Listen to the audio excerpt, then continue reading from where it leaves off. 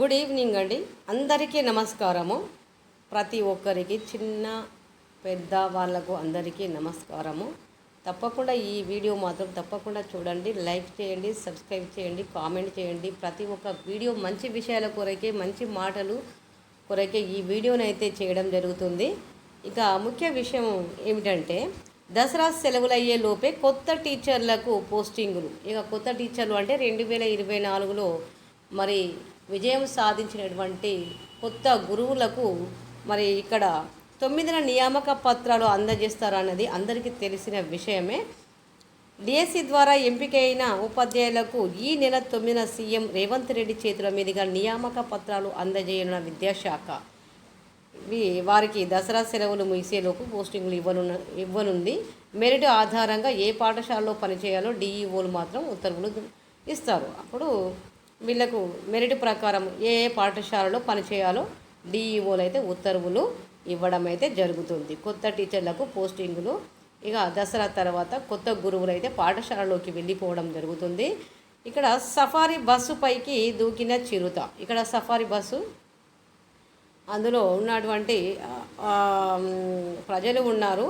Safari అంటే ప్రయాణికులు. Safari bus పైకి దూకిన చిరుత. బెంగళూరు నగర శివారు మన్నేరుఘట్ట జాతీయ ఉద్యానవనంలో ఆదివారం సాయంత్రం ఓ చిరుత సఫారీ బస్సుపై దాడికి యత్నించింది. వెనుక కిటికీ తెరిచి ఉండడంతో అందులోంచి లోపలికి ప్రవేశించే ప్రయత్నం చేసింది. కిటికీ తెరిచి ఉన్న గ్రిల్ అంటే చిన్న చిన్న గ్రిల్ ఉంటాయి కదా, అది అందులో దూకడానికైతే ప్రయత్నం చేసింది. చిరుత పదే పదే కిటికీ పైకి దూకుతూ గ్రిల్ మెషిన్ను తొలగించేందుకు యత్నించడంతో బస్సులోని పర్యాటకులు అయితే భయాందోళనకు గురికోవడం అయితే జరిగింది. ఎందుకంటే బస్సు ఆల్రెడీ ఎక్కి చూస్తుంది. ఎలా చూస్తుంది చూడు, వాళ్ళు అక్కడ ఉన్నటువంటి ప్రయాణికులను, బస్సులో ఉన్నటువంటి ప్రయాణికులను దొరికితే అందుకుందామా అన్న ఉద్దేశంతో చిరుత మరి చూస్తుంది. ఇక బతుకమ్మ ఆడుతున్న నేతలు, మంత్రులు చక్కగా వాళ్ళు చాలా స్టెప్పులు వేసుకుంటూ మంచిగా హ్యాపీగా ఇక వాళ్ళ ఉద్యోగాలు దొరికినాయి కాబట్టి చాలా హ్యాపీగా వాళ్ళు ఆడుకుంటున్నారు. ఏ పాట పాడుకుంటానంటే రెండేసి పూలేసి చందమామ, 2 జాములాయే చందమామ అని పాట పాడుకుంటూ ఇక వాళ్ళు కాల్వ సుజాత, శోభారాణి, శివాని, కొండ సురేఖ, సీతక్క మొదలైన మైనంపల్లి వాణి, నేరెళ్ళ శారద తదితరులు నేతలైతే వీళ్ళు చక్కగా పాడుకుంటూ చాలా ఎంజాయ్ చేస్తున్నారు. ఎందుకంటే ఇక ఆడుకోవాలి కదా, మరి సంవత్సరానికి ఒక్కసారి వస్తుంది కదా బతుకమ్మ. కాబట్టి మరి అందరూ మెదక్ పట్టణంలో ప్రభుత్వ బాలుర జూనియర్ కళాశాల మైదానంలో సోమవారం బతుకమ్మ సంబరాలను ఘనంగా నిర్వహించారు. కాబట్టి ఈ నేతలు అందరూ హాజరయ్యి ఏం చేస్తున్నారంటే ఇక వాళ్ళు స్టెప్పులు వేసుకుంటూ చాలా ఎంజాయ్ చేస్తున్నారు. వన్యప్రాణులను కాపాడుకుందాం ఎందుకనంటే సహజ వనరులు, జీవ వైవిధ్య పరిరక్షణలో అటవీ జంతువుల పాత్ర ఎనలేనిది.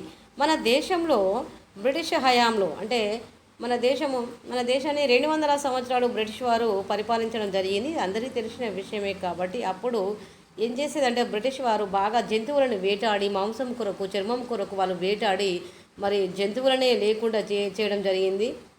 నష్టం కూడా చేశారు.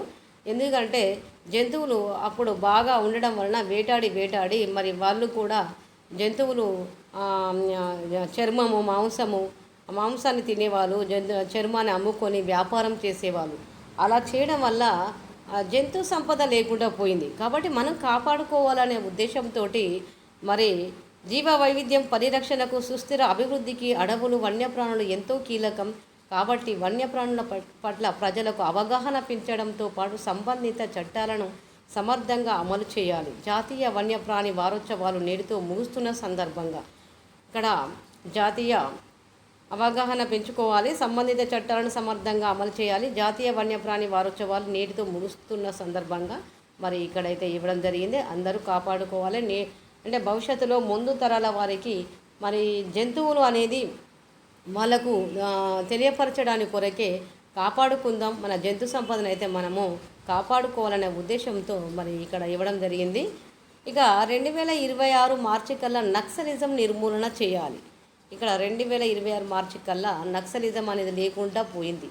వీళ్ళే పెద్ద నక్సలెట్లు అయ్యారు. ఇంకా నక్సలిజం నిర్మూలన చేద్దామని వీళ్ళు మంత్రులు ఎవరెవరంటే ఇక ఢిల్లీలో విజ్ఞాన భవన్లో జరిగిన నక్సల్ ప్రభావిత రాష్ట్రాల సదస్సులో కేంద్ర హోంమంత్రి అమిత్ షాతో కేంద్ర మంత్రులు నిత్యానంద రాయ్, జుయల్ ఓరం, జేపీ నడ్డా, మహారాష్ట్ర, తెలంగాణ, మధ్యప్రదేశ్, ఛత్తీస్గఢ్ ముఖ్యమంత్రులు ఏక్నాథ్ షిందే, రేవంత్ రెడ్డి, మోహన్ యాదవ్, విష్ణుదేవ్ సాయి వీళ్ళందరూ ఏమనుకుంటున్నారంటే ఇక 2026 కల్లా మార్చి కల్లా నక్సలిజం నిర్మూలన చేయాలి, నక్సలిజం అనే పేరు ఉండకూడదు, మనం వాళ్ళను నిర్మూలన చేసి మనమే పెద్ద నక్సలెట్లు అయ్యాము అని ఇక్కడ వీళ్ళైతే నిర్మూలన చేయాలని విజ్ఞాన్ భవన్లో ఢిల్లీలో జరిగినటువంటి విజ్ఞాన్ భవన్లో వీళ్ళు సమావేశం కావడం జరిగింది.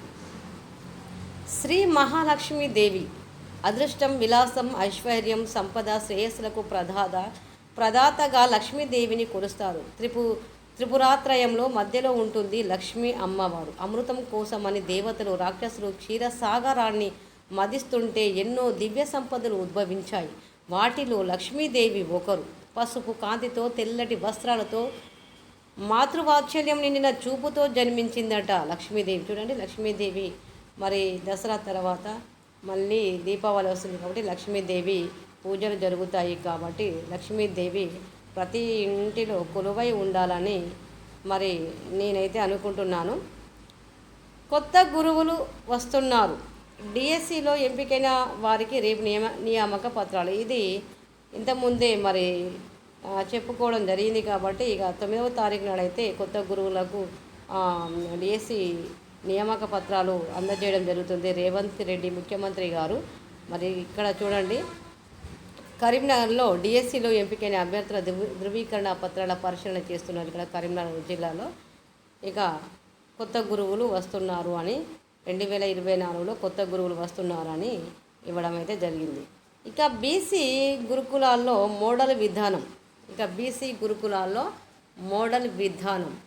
10 పాస్ అయితే నేరుగా ఇంటర్లోకి వచ్చే ఏడాది నుంచి ఎంసెట్, నీట్ శిక్షణ.